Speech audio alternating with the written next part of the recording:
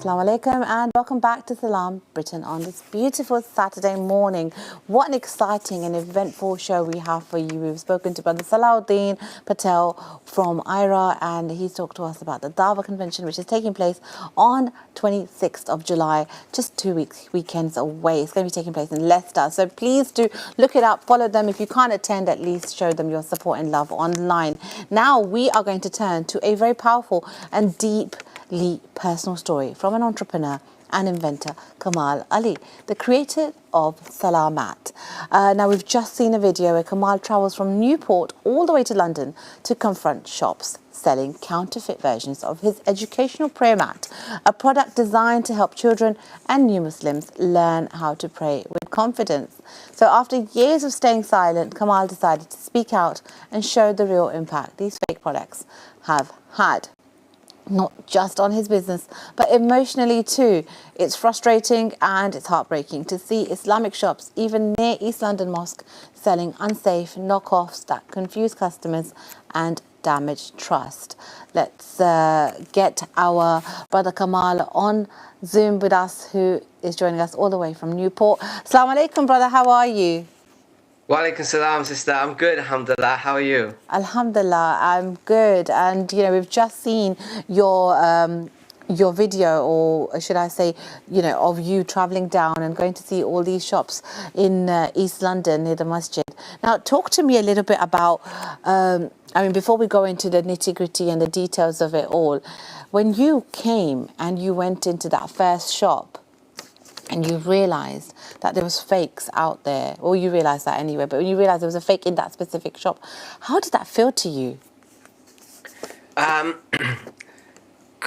little bit sad, because for me, it's I've worked with Muslim companies for the last decade, and alhamdulillah, honestly, there's some really good people out there and really good companies, and the shop that we went into, I was speaking with this shop over a period of time, and we informed them that the product that they had was a fake. It was brought to us by another customer, and they said that, sorry, we didn't know it was fake and we will remove it. Within 1 week, it was back on the shelf, and this was during the month of Ramadan, and for me, it was really sad to see that they didn't stick to the word, and they didn't really give any respect to the fact that this is actually a counterfeit, and we shouldn't be dealing with counterfeit products, especially when it's a counterfeit of another Muslim company's product. So yeah, it felt a little bit sad, to be honest. Yeah, of course, and I'm so sorry you're going through this. Obviously, it's quite shocking to the system to find that your product that you've probably worked very hard to put together is being replicated. Now, for the Ummah itself, there might be different facets to, why this is happening. But let's focus on something that was commonly being said to you as you visited these shops, and, what would commonly be said to anyone, really, if they were kind of asked about this. That it's a product of dawah, whether it's a fake or real, doesn't really matter to them, because they want to learn about Islam. The purpose is for them to just learn about Salah and for it to be a user-friendly way of doing it. So does it matter who made it or where it came from? What's your take on that? For me, it's really comes down to the safety element. So we had this product tested by trading standards. It was found in another shop, and trading standards went and they raided the shop. They took the items and they tested the product. They found that the product was not safe, and they published this on a national database. So you can actually find this online. And so that's a really big issue for us as a company. When it's a product that looks exactly like our product, they've even replicated the name. The only difference of the name that they left out was the word my. So somebody would think it's My Salah Mat. So God forbid, if something did happen, that's not that would be absolutely really terrible for the children that are using it. That's the first thing. Secondly, when we produce the products, we make sure it's UK tested, EU tested. We've even got US testing certificate, and we've got GCC testing certificate. We also make sure that we use materials that are long lasting, that will not just break. And I've seen these products firsthand, and unfortunately they're not made with the same intention that I made it, that was to help children to learn how to pray over a period of time. They're made purely for profit. So they're made Yeah. with cheapest materials that you can find on the market. They don't have the same functionalities that we have, because one of the ways that we found of combating these counterfeit is to upgrade the product year after year. So every year we put something different a different feature into the product. So right now we've got a feature that you can hear the translation. We all pray, but a lot of us don't know what we're saying within that prayer. And what I wanted to do from a young age was make sure that the children knew what they were, knew what they were saying. So there's 10 different languages that it gets Wow. translated to, and the whole Salah, two Rakat Salah, is translated. The Arabic is recited first, and then the English. So this is what we do. We're a product design company. We design products and we improve the products. And this is why we want people to support us. We want the Muslim shops to support us. We want the Muslim community to support us, because the more you support us, the more we can do for the ummah. That's our whole intention, is to ensure that the Muslim ummah, the new generation of Muslims that are grow with the love of Islam, the love of Salah. Inshallah, inshallah. And as you highlighted, the understanding of it across the various languages. So that's incredible.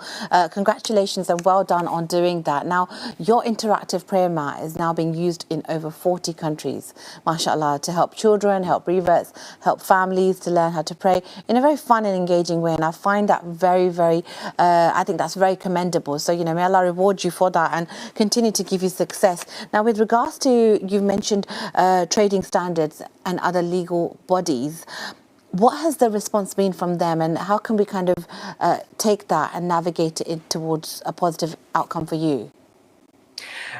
So when we reported it to trading standards, they took it really seriously. They raided the shop and they took the products, and they then interviewed the owner and the caution, because it's illegal to sell counterfeit products. I mean, in Islam it's not permissible, but in the UK legal framework it's illegal to do that. So they were really good, but the process is just so long. It takes months and months for that to kind of take place and for that to happen.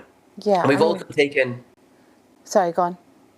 We've also taken companies through solicitors, sending them legal letters and then communicating with their legal solicitor. And in the end, they stop selling. But what happens is it costs us so much money and it takes so much time. I'd rather be designing more products for our next generation of Muslims. Yeah, subhanallah, that's amazing. And also, you've been featured on the BBC, which has been really incredible as well, where we've seen how impactful your product has been so far. Now, with regards to responsibility, who do you think the onus lies on with these fakes? Do you think it is we should be holding the shop owners accountable for alternative, to what you've created, or do you think there is a third party involved? Because raiding shops, that I don't know if it's practical, because of course we've got so many shops that are selling dawa resources now, including supermarkets even. So where do you think the accountability should be falling? In a legal framework, the accountability comes on the shop owner. So even if the product was manufactured in another country and some other person manufactured it, the person selling the product is responsible. We don't just take action straight away. I mean, we don't just go in and this is the first video that we've ever made in 6 years of having counterfeit issues. What we do is we will contact the company, because at the end of the day, there's somebody, we will know somebody who knows that shop or knows the owner. and we will send them a message or an email, and we will inform them that the product that they have is a counterfeit, and here is the proof, and this is why it's a counterfeit, and these products are not safe, and we've had it tested by trading standards. Here is the proof. And then majority of the shop owners will remove the products, and majority of the shop owners will realize, oh, I'm really sorry, I didn't know that this was a brand, I didn't know that this was a counterfeit, I'm not going to sell this anymore. And that's fantastic, and that's it, that's where we leave it. We don't do anything else. Okay, The alhamdulillah. problem that I had with these shops behind East London Mosque was that even after informing them, even after we told them in the month of Ramadan that, you know, these are not these are counterfeits, they had it back on the stores, Okay. shops, and you know, we I was thinking, what can we do? And this was something that we thought, you know, let's show the human impact of these products. Yeah, yeah, of course, of course. I'm glad you've clarified that. You know, it's really important for our audience as well to understand where the accountability falls. So, you know, if there is anybody that's watching that has purchased a counterfeit version, which maybe they weren't even aware of, that, you know, the onus is on the shop that they bought it from. So if they want, they could potentially, you know, challenge the shop as well if they'd like to. Now, I'm sure the My Salah Mat is not the only Islamic resource or technology that's being copied. What would your advice be to all of the innovators and inventors in the Ummah that are trying so hard to change the narrative of, you know, learning Islam, yet keep coming across this obstacle that you're facing? Yeah, so since we launched the video, alhamdulillah, we've had hundreds of comments, loads of DMs, loads of emails from people just genuinely saying, like, thank you for raising this issue. And so many Muslim creators out there have had issues. There's been, you know, Muslim authors who have had their books copied and made into a PDF and then shared, you know, unlawfully, really, you know, taking that Muslim author out of creativity, not just business, but out of creativity. You know, we want to, you know, raise the bar. We want more Muslim creators. We want more Muslim innovators to come up with things that will help and support our Muslim ummah, not just children, but adults. And my advice to anyone out there who is designing, who is coming up with ideas, is 100% get your design registered. It's one of the first things that we did. We worked with the patent office and we registered our design. We registered our trademark, and we also applied for a patent. And the patent took 5 years of real solid work back and forth with the patent office. And alhamdulillah, we've been granted a patent for the interactive prayer mat. Now, not everyone can get a patent, but definitely get your design registered, because it's that the design that we use with the legal framework and the trading standards to say, look, this is a copy, and we've got you know, we've got the registration to prove that. So 100%, you know, do not fall short of not registering your designs. This is really, really important. And if you think that you've got something special, definitely go out there and see if you can get that patented as well. We should be raising the bar. We shouldn't be just saying, oh, we will just design little things here. No, we should be thinking like we're Muslim creators. We should be thinking, you know, that we want to create things that can be globally recognized, that can be globally accepted. Alhamdulillah, like today in Wales, I go around and give talks to other businesses, and I'm part of the Welsh Assembly, Welsh Government, and I will go and I will talk about My Salah Mat, an interactive prayer mat, to a group of non-Muslims, and they absolutely love the concept, and they love how it has impacted and how it's benefiting people around the world. And I think when you create something special, doesn't matter if you're Muslim or non-Muslim, people will really appreciate it. And I think that's really special kind of dawah, that, you know, you're changing how non-Muslims perceive Salah, one of the pillars of Islam. SubhanAllah, that's amazing, brother.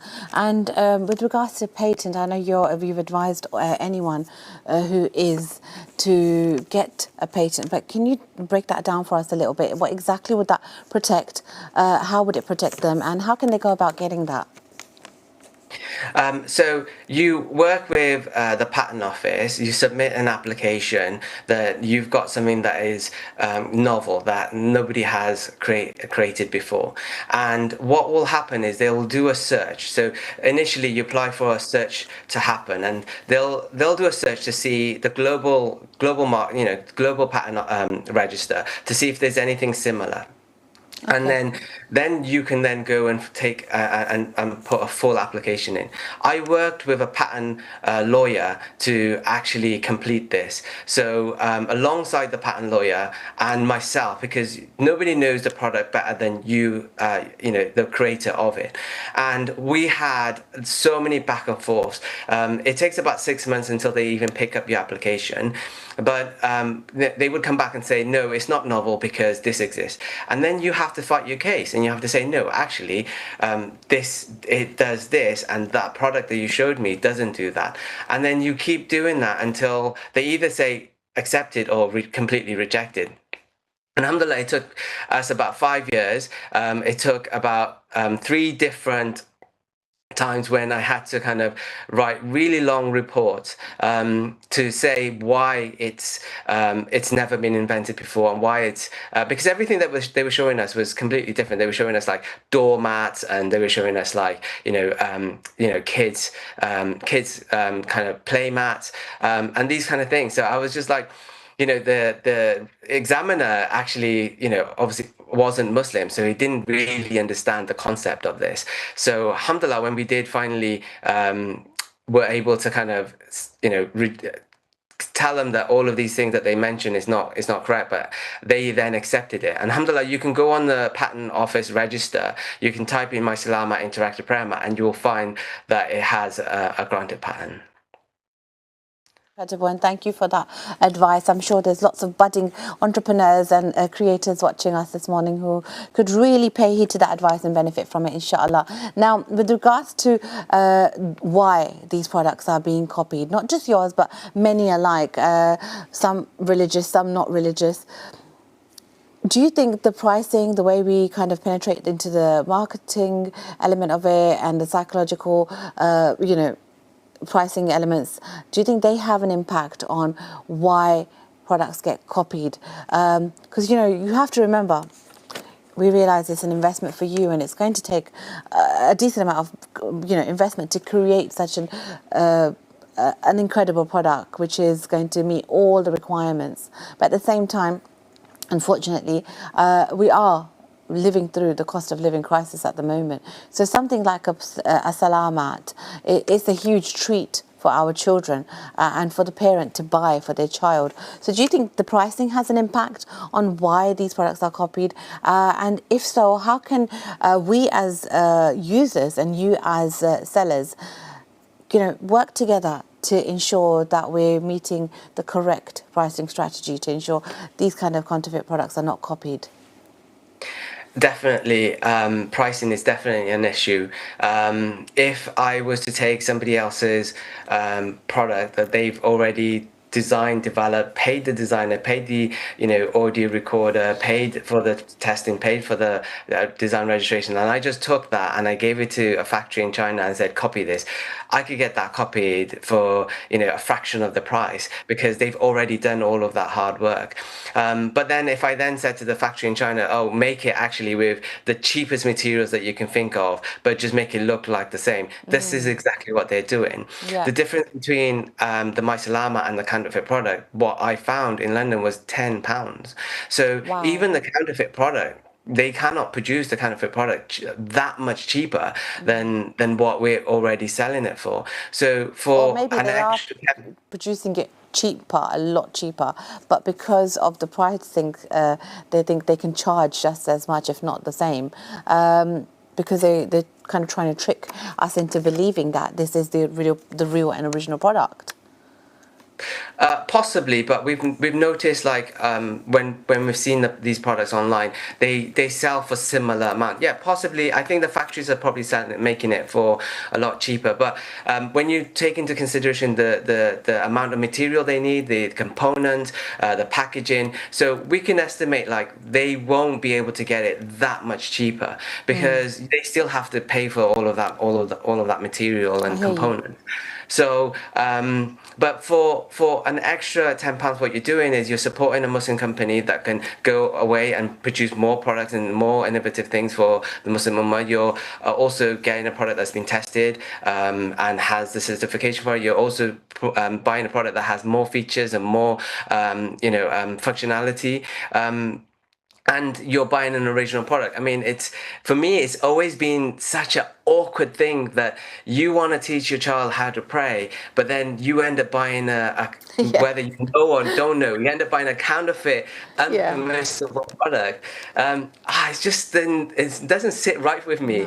No. And I think what's happening now is that the Muslim pound is very strong, and Muslims are very much into their deen. They happily invest in products that will help their children learn about Islam.